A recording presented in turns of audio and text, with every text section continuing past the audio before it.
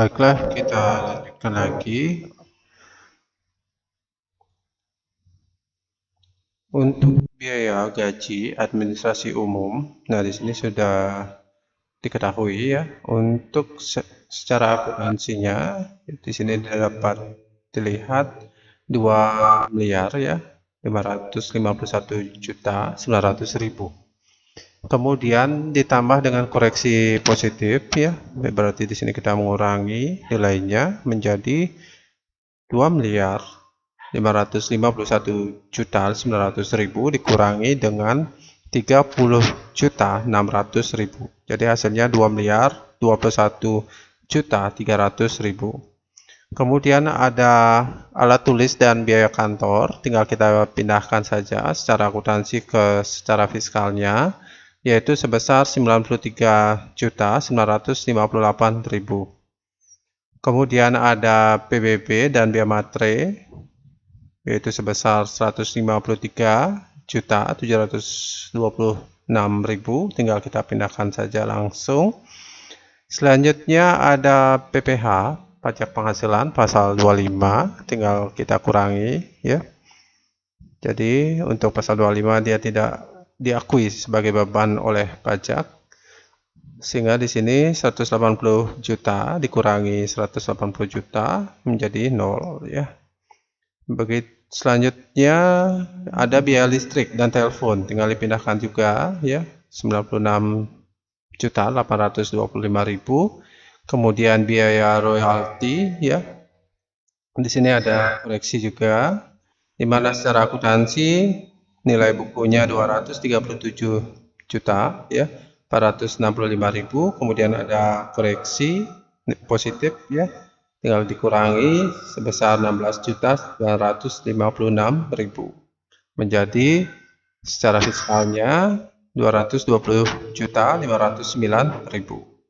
Selanjutnya biaya sewa kantor, nah tinggal dipindahkan menjadi 300 juta ya. Kemudian biaya penyusutan tinggal ditambah ya.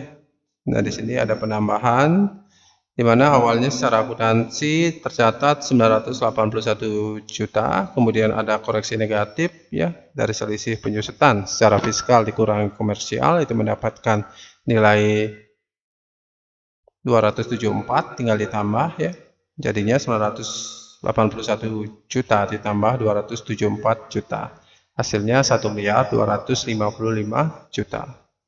Kemudian biaya lain-lain, di sini kita juga mengalami koreksi ya, koreksi positif, yaitu dengan cara mengurangi, di mana secara akuntansi nilainya 793.873.000 dikurangi dengan 12.652.000, hasilnya 781.221.000. Selanjutnya tinggal ditambah ya, ditotalkan berapa beban bagian administrasi dan umum, kita blok ya, jadi 2 miliar ya, 521.300.000 ditambah sampai 781.221.000. Hasilnya itu adalah 5.422.539.000. Untuk total biaya usaha tinggal kita tambahkan ya. Jadi total biaya usaha itu bersumber dari jumlah beban bagian penjualan sebesar 4.213.860.000 ya, ditambah dengan 5.422.539.000. Itu hasilnya sebesar 9.600 ya. Maaf Bapak koreksi ya.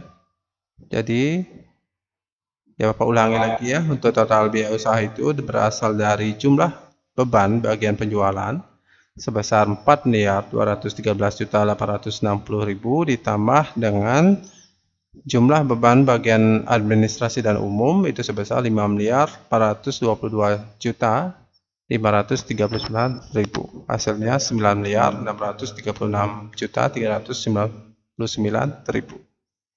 Sehingga laba usahanya menjadi